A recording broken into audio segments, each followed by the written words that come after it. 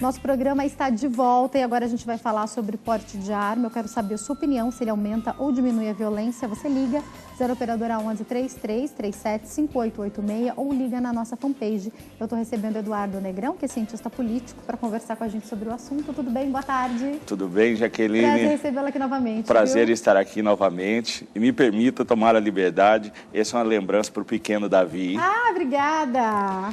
Vou abrir aqui. E ontem, enquanto você abre, chegando de Porto Alegre, encontrei com um grande amigo. Eu até ia trazer o meu segundo livro, mas encontrei com um amigo meu, uma pessoa que eu conheço e respeito, o Dom Felipe de Orleans e Bragança, que é o herdeiro da família real, poderia até ser príncipe herdeiro, lançou esse livro, está fazendo muito sucesso. E eu conversei com ele, ele falou, olha, então, por favor, leve esse exemplar, né, autografado para a Jaqueline. Ele está acompanhando o programa e o Dom Felipe já adiantou a opinião dele, nós ainda vamos debater, mas ele falou, olha, grava lá que eu sou a favor do porte de arma. A favor. Então, está dado o recado. Obrigada pelo presente. Ó, o presente do Davi está aqui também. Muito obrigada, viu? Amei. Obrigada pelo carinho com a gente. Bom, vamos lá, né? Então, ele disse que é a favor. Bom, não vou de cara perguntar a sua opinião, Eduardo, mas eu quero começar entendendo. Isso se torna uma polêmica muitas vezes, porque quando a gente se compara a países que têm o porte de armas e isso corre de uma maneira muito bem, sempre há uma dúvida do quanto nós estamos culturalmente atrasados e daríamos conta ou não de ter o porte de arma. Como você vê essa questão? Eu acho que, Jaqueline, com todo respeito às opiniões divergentes, isso não tem rigorosamente muito a ver com a criminalidade. O porte de arma, eu acho que é um status de confiança, de nível de democracia, onde o Estado também confia nos seus cidadãos. Porque o cidadão, quando permite ao Estado o poder de uso, através das polícias, diversas forças repressoras da arma de fogo, ele está confiando no Estado. Então, isso é uma recíproca. O Estado também confiaria nele. Você pega, por exemplo, a Suíça. A Suíça tem 40 homicídios por ano. É um terço do que o Brasil tem em um dia. Nós temos mais de 150 homicídios por dia. Na Suíça, o porte de arma é liberado. Tem mais, quando você serve o serviço militar na Suíça, ao terminar, muitos aqui de nós fizemos o popular tiro de guerra, você leva para casa a arma que você trabalhou naquele ano. Então, se você trabalhou com um fuzil, você leva para casa. É um presente, não sei como é que eles chamam isso, ou uma pistola, enfim. Quem presta serviço militar, e são 5, 10 mil jovens por ano na Suíça, isso é um número pequeno no Brasil, mas na Suíça tem 8 milhões de habitantes, menos que a cidade de São Paulo. Então, você imagina, por outro lado, um país com taxas de violência parecidas com a do Brasil, porque nós somos campeões mundiais nisso, viu? Que é o México. O México também é proibido a posse de arma na residência. Você não pode circular com ela na rua, mas você pode ter arma dentro da sua casa para defesa ou da sua propriedade, da sua fazenda, que é uma questão, a questão rural é muito importante nesse assunto de porte de arma. E o México é violentíssimo, isso também não aumentou nem diminuiu, né? Tem o problema do narcotráfico lá, já foi até tema de um livro meu. Então você vê, a Suíça e o México, dois países radicalmente diferentes, permitem, né? O Canadá tem um detalhe que acho que seria perfeito para o Brasil. O Canadá permite porte de arma, né? Lógico, em todos esses países você tem que fazer um pequeno treinamento, né? Natural, e ter um mínimo de análise de antecedentes, né? Não pode ser um criminoso. Mas no Canadá também se exige a autorização do cônjuge quando você é casado. Por exemplo, se o seu esposo fosse comprar uma arma, vocês fossem canadenses, você tem até o perfil, né? Você precisaria autorizá-lo. Por quê? Quem melhor que a esposa ou o esposo para conhecer, saber se o esposo é explosivo, se está no momento, se a pessoa foi demitida ou se teve uma perda familiar, entendeu? Pode ser por segurança. Agora, as pessoas compram a arma num momento de drama pessoal. Então, achei essa lei muito interessante do esposo ou esposa ter que anuir para o cônjuge comprar a arma. Ó, a gente está recebendo algumas ligações interessantes que diz que os nossos telespectadores estão ligando e alguns até um pouco nervosos. Ó, o Samuel Nilo é da Bahia, ele diz que é totalmente contra. Obrigada pela sua participação, Samuel, é isso que a gente quer mesmo saber a sua opinião. O José de Jesus é de onde? Sergipe? Ele diz que também é totalmente contra, é isso, né? Que morreriam muito mais pessoas. Obrigada pela opinião de vocês, José, muito obrigada também. E daí eu entro com a opinião deles agora para te fazer uma pergunta, José. Eduardo, quando a gente fala sobre essa possibilidade do porte de arma e a grande pergunta é aumentar ou diminuir a criminalidade ou a violência, a minha pergunta principal é, até por isso que eu dei essa introdução sobre a questão cultural. Se por um lado eu ouço muitas pessoas falando que se o criminoso souber que o cidadão está armado, ele vai pensar 2 vezes antes de abordar o cidadão, antes de entrar na casa do cidadão. Você falou das questões rurais, alguém que vai para o sítio com a família, um sítio às vezes distante, está ali passando férias, não sabe direito como é que é os arredores. Bom, se eu sei que aquela pessoa está armada, eu vou pensar enquanto criminoso 2 vezes antes de entrar lá.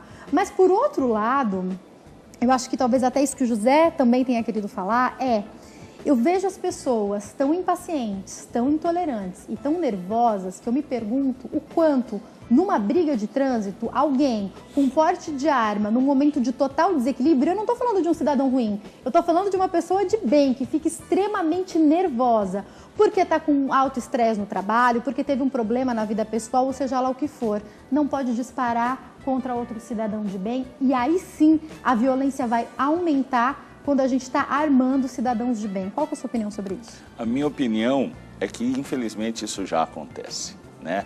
Independente de porte de arma. Eu até achei interessante um ouvinte de Sergipe, né? Terra da minha amiga jornalista Ilmara Souza, que também está nos acompanhando lá, que Aracaju é uma das capitais mais violentas do Brasil. Então, que interessante ele ter essa visão, porque eu já imaginava que fosse exatamente ao contrário. Eu penso que sim, o porte de arma cria uma dúvida no meliante, né? Porque hoje ele tem a certeza. Agora, o problema no Brasil não é o porte de arma, sim a aplicação das leis. As nossas leis são para lá de lenientes, né? Por exemplo, um país que solta pessoas que mataram os pais a pauladas, né? Como é o caso icônico da Suzane Richthofen, solta ela no feriado do Dia das Mães, isso não é uma atitude judicial, isso é uma ironia, isso é um esculacho com a sociedade brasileira. Sempre que se fala de porte de arma, se cita os Estados Unidos como exemplo negativo. Lá tem porte, o pessoal faz massacre e tal. Bom, primeiro que a taxa de homicídios nos Estados Unidos é 15% da brasileira, com a população 10 vezes mais armada que aqui, né? O Brasil supera a Síria, que está em guerra.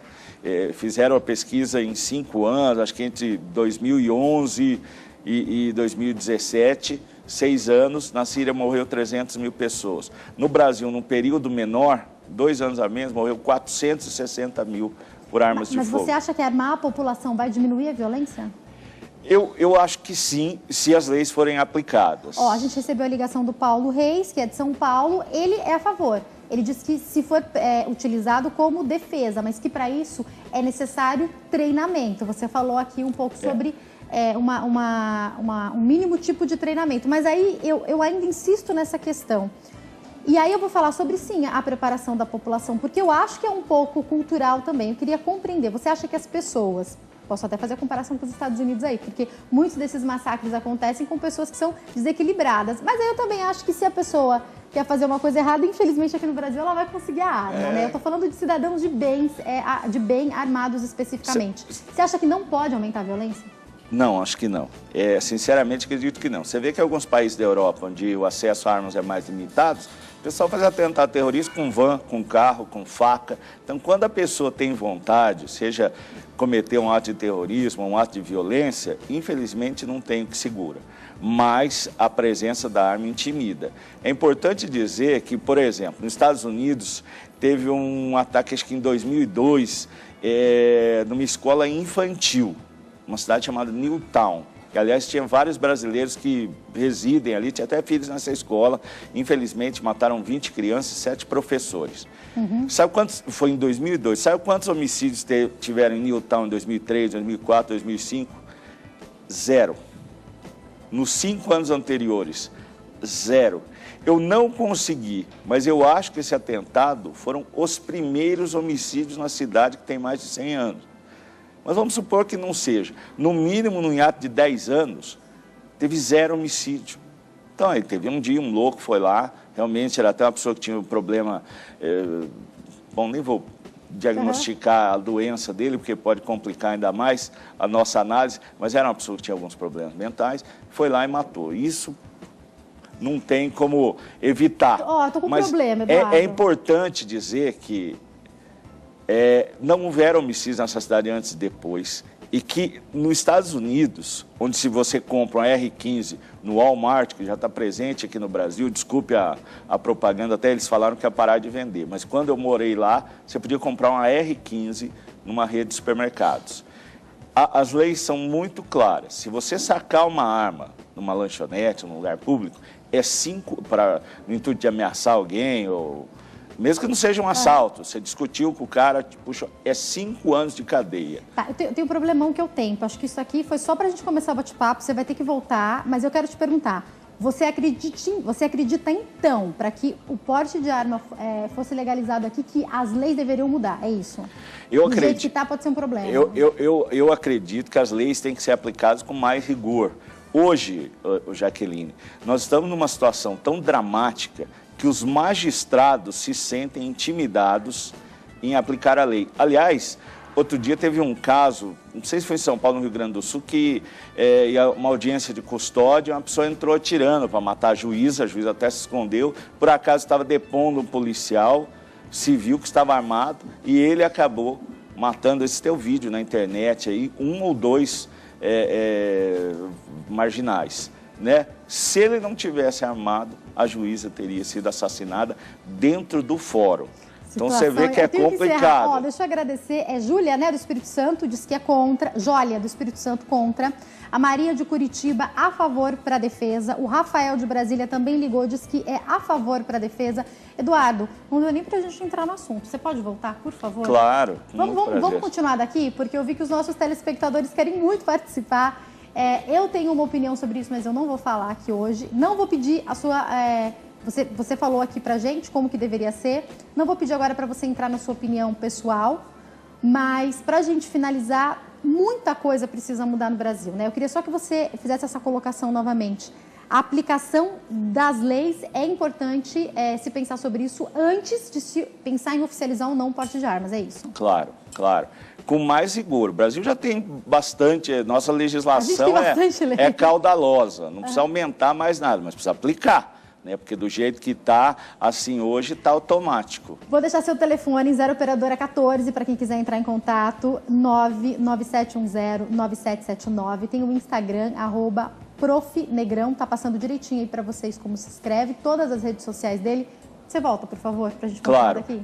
Posso aproveitar e mandar um último abraço? Mandar um abraço pessoal do Jornal de Gramado, a Laura Salas, que me entrevistou e me presenteou com esse poncho, né? E para os meus filhinhos, Dudu e Felipe, que estão me aguardando. Obrigada, Eduardo. Obrigada a você pelo seu carinho, pela sua participação. Foram muitas mensagens, muitas ligações. A gente segue com esse tema em breve, tá? Um beijo grande, uma excelente tarde. Fica com Deus e até amanhã. Tchau.